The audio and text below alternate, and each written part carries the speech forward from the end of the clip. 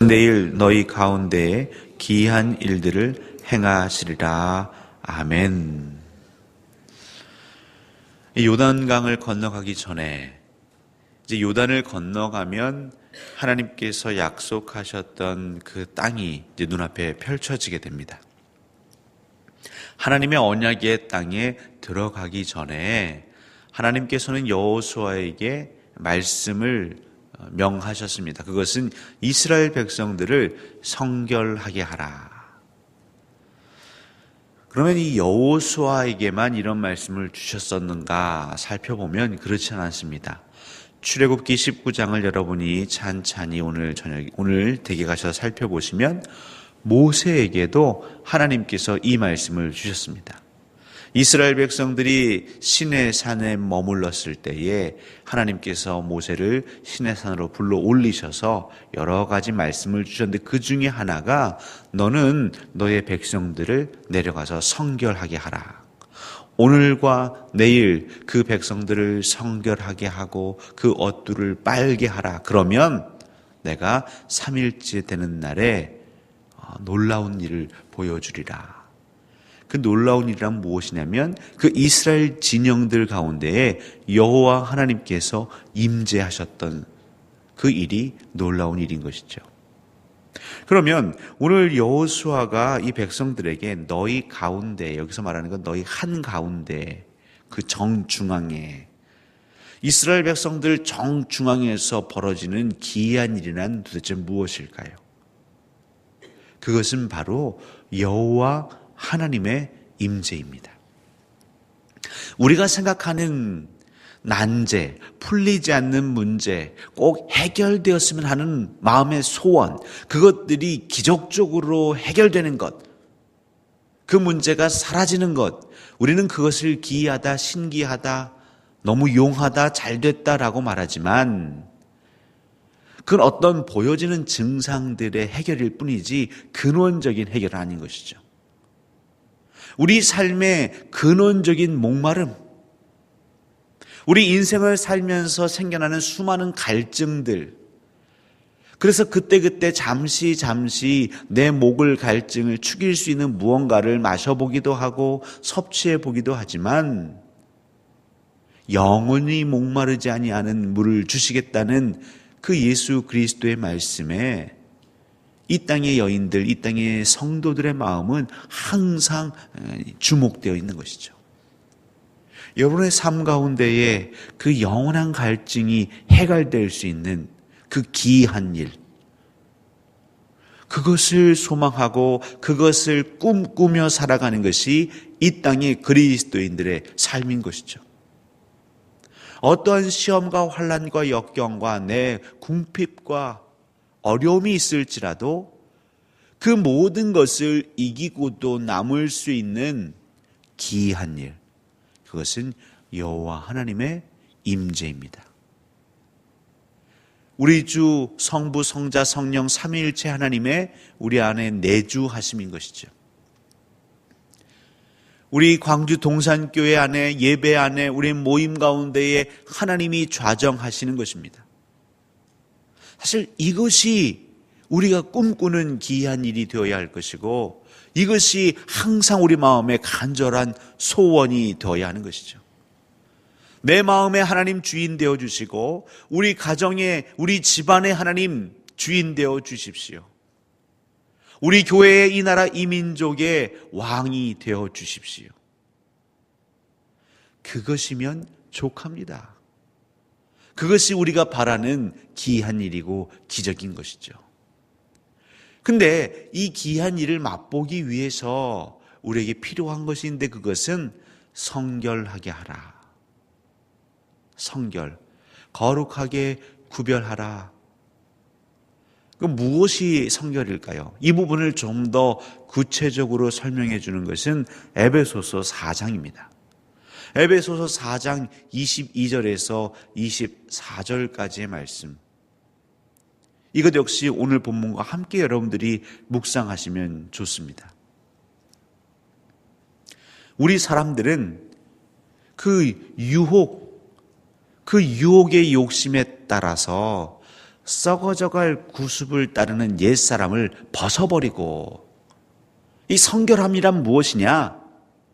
유혹의 욕심을 따라서 그 썩어져가는 구습, 우리의 삶이 사실 찬찬히 살펴보시면 그 구습을 따라가서 살고 있습니다. 우리 대한민국의 문화, 전통, 이것은 미풍양속일 수 있습니다. 하지만 그 문화 가운데에서도 때로는 썩어져갈 구습이 그 안에 섞여 있지요. 우리의 삶을 찬찬히 주의 말씀 가운데 비춰보시면 그런 썩어져갈 구습에 매여서 아둥바둥 살아가는 우리 옛사람이 있다는 것이죠. 그런데 성결은 무엇이냐면 그 옛사람을 벗어버리고, 이스라엘 백성들이 모세의 말을 듣고 무엇 하냐면 그 의복을 빱니다. 그 의복을 빤다라는 것은 새롭게 한다라는 것이죠. 너희 심령이 새롭게 되어 하나님을 따라, 그러니까 유혹의 욕심을 따랐던 삶이 하나님을 따라, 하나님을 따른다라는 것은 철저히 하나님이 내게 말씀하시는 그 말씀을 따라 의와 진리의 거룩함으로 지으심을 받은 새 사람을 입으라. 여러분, 이것이 성결입니다. 성결은 다른 것이 아니라, 정결은 다른 것이 아니라 옛사람을 벗어버리고 새 사람을 입는 것이 성결이요 정결입니다. 그렇게 우리가 새 사람을 입으려고 의와 진리의 거룩함으로 지으심을 받은 새 사람, 그때 기이한 일이 벌어지는 것이죠. 내 안에 하나님이 임하시고 우리 공동체 안에 하나님이 임하시고 하나님이 임재하시면 우리가 그토록 힘들어했던 어둠의 문제, 고통의 문제, 질병의 문제, 근심의 염려의 문제들이 한순간에 사라져버리는 기이함을 맛본다는 것이죠. 우리는 그 문제 자체를 어떻게 하면 해결할 수 있을까? 이 문제를 어떻게 하면 사라지게 할 수 있을까? 근데 그 문제를 위한 근원적인 처방은 무엇이냐면 우리 자신의, 우리 공동체의 성결이라고 우리 하나님께서는 말씀하고 계십니다. 이스라엘 백성들 그 가나안 땅, 어쨌든 그 떠돌이 신세를 모면하고 이제는 정착해야겠는데, 이제 좀 좋은 인생이 펼쳐져야겠는데, 그 전략 회의를 한 것이 아니라 여호수아는, 하나님께서는 그를 통하여 이스라엘 백성들에게 성결케 하라, 옛 구습을 벗어버려라. 이 사순절 기간 우리가 하나님께 나아가고 또 나아가 물어야 할 것은, 하나님, 제 안에, 우리 안에 썩어져갈 구습에 매여 있는 것이 무엇입니까? 근데 이것 역시도 우리들끼리 회의해서 이것은 구습입니다, 이것은 썩어질 것인데 왜 우리가 잊고 있습니까? 라고 한다면 그것은 또 다른 분쟁과 분란을 낳을 것입니다. 하지만 우리 모두가 기도하는 가운데에 하나님께서, 특별히 성령 하나님께서 우리 마음에 각각 찾아오셔서 감동 주시고 우리로 하여금 생각나게 하시고 깨닫게 하신다면 그것은 다시 한번 우리 모든 공동체가 하나 될 수 있는 아주 좋은 기회인 것이죠.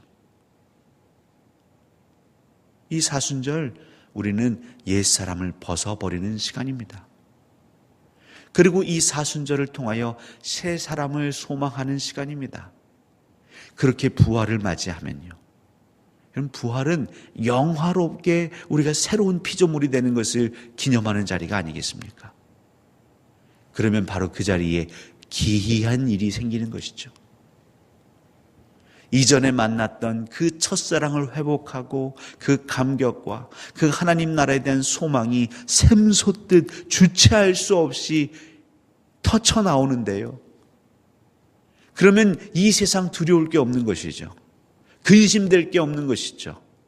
왜냐하면 이곳은 잠시라는 것이 너무나 분명해지기 때문입니다. 이것은 다 마지막 때에 불타 채로 사라질 것임을 우리는 알기 때문입니다. 그런데 우리가 불안하지 않는 것은 우리가 가야 할 본향은 너무나도 견고하게 저 하나님 나라에 우뚝 서 있기 때문인 것이죠. 오늘 이 하루 특별히 이 여호수아 본문, 또 출애굽기 19장 본문, 에베소서 4장 그 본문을 함께 묵상하시면서 기도하십시오. 하나님, 혹여라도 제 안에 썩어져갈 구습을 따르는 모습이 있다면 하나님께서 친히 제게 오셔서 말씀해 주십시오. 그리고 이제는 제가 하나님을 따르게 하시고 의와 진리의 거룩함으로 지으심을 입은 새 사람으로 살게 하옵소서. 오늘도 내일도 그렇게 우리 자신을 성결케 할 때에 하나님께서는 천둥나팔 소리와 함께 우레와 지진과 함께 우리와 함께하는 이 예배의 자리에, 여러분의 삶의 자리에 임재하실 것입니다. 하나님이 함께하시면 무엇이 두려우시겠습니까?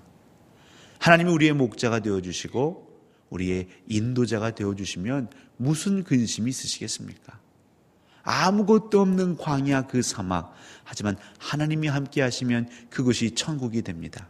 그것이 낙원이 됩니다. 그것이 아무 양식이 없는 그 자리에 만나와 메추라기가, 물이 없는 그 사막에 반석에서 물이 터쳐나오는 놀라운 인생의 풍요로움이 생기는 것이죠. 아직도 우리에겐 남은 날들이 많습니다. 여러분, 남은 날을 믿음으로 사십시오. 남은 날만큼은 지금까지 내가 살아왔던 구습, 그것이 아니라 정말 탐험가로, 모험가로 살아보십시오. 인생에 나 혼자 사는 것 같지만 내 곁에 하시는 하나님과 함께 그 동반하는 그 아름다운 모험으로 사는 그 여정, 그 인생. 그래서 이제 인생을 이 땅에서 새롭게 시작하는 이들에게 자신 있게 후회하지 않는 인생을 살고 싶다면 하나님과 동행하라고 손 내밀고 권면하는 그러한 복된 그리스도의 삶 되시기를 주님의 이름으로 간절히 축원합니다.